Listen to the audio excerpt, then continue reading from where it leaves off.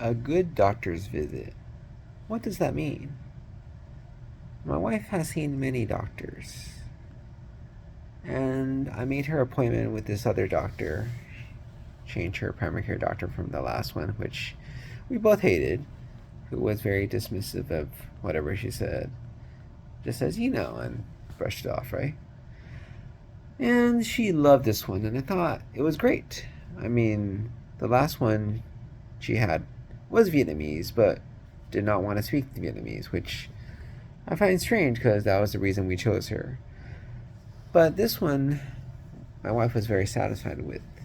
He took her complaint seriously and ordered all these tests and gave her stuff that would help her feel better and said we'll work together to figure this out. And I feel the issue is that it's very complicated because on the one hand, as a doctor, you think about what's serious or not. That's how we're taught in medical school. And what my wife has is not serious, not life-threatening. And it's hard to diagnose. So just say, don't worry about it, it's okay. Give up. But it makes her feel bad. So how do you sort of get those two things worked out in your brain? Is it important how people feel, or is it important what kills you?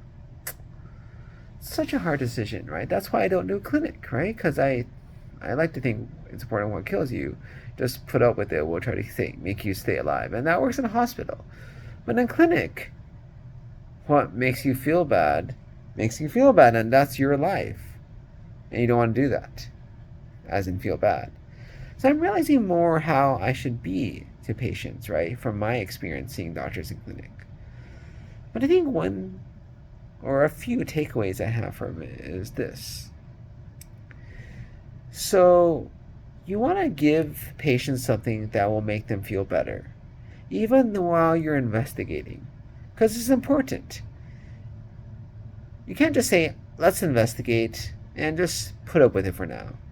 They want to feel better, and you want to give them something that's safe, but lower risk, but that will make them feel better, because they want progress on that front.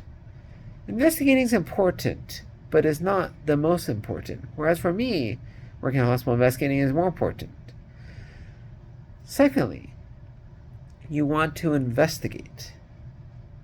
And so in a hospital, we say there's a lot of different things that could cause this. So let's look at what the serious ones are. Oh, and if it's not, then don't worry about it, right? Not serious. But even if it's not serious, there could be something going on that you could potentially treat and make them not feel bad.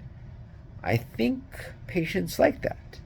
I mean, in a hospital, they like that too, but I just have higher priorities and not all the time in the world. So I think those are two lessons I learned from talking to my wife's doctor, or rather listening. I just sort of sat there.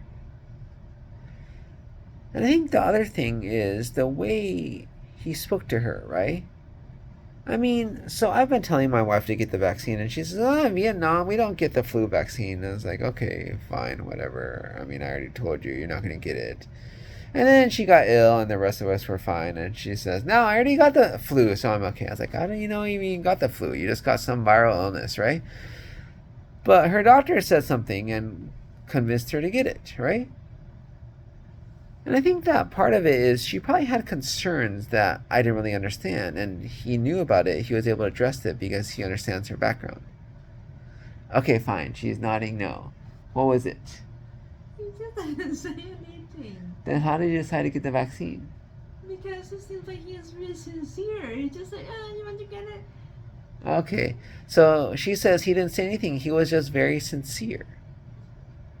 But there's been many people who have asked her before about getting a vaccine, and she said no.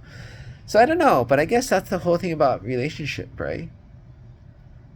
Establishing rapport, getting along. When you have a relationship, you just ask for it nicely, and they say okay, right?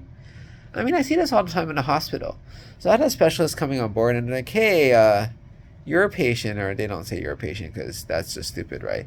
Like, the patient doesn't want this, but can you talk to them in getting this? Okay, fine, right? If I think it's necessary, I'll talk to him into it.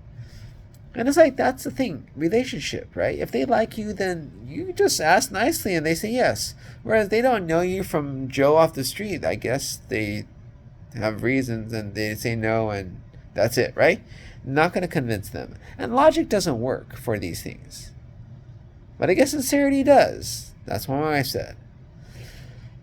But there are so many things that make a visit good. And I find it, it's one of these things that I'm realizing more and more, that certain skill sets, right, are more suitable for this or that, right? And you could say, yeah, this person's just better suited for working in a clinic or better suited for working in a hospital, but some people do both. I think there's something I could learn from just these people, that I can improve my work in a hospital as well, right? Making people feel better, how to talk to them to make them feel confident. Say we're doing something right now while we're investigating to try to make you feel better. It's all stuff that I could potentially do. I think I should think more about doing that now.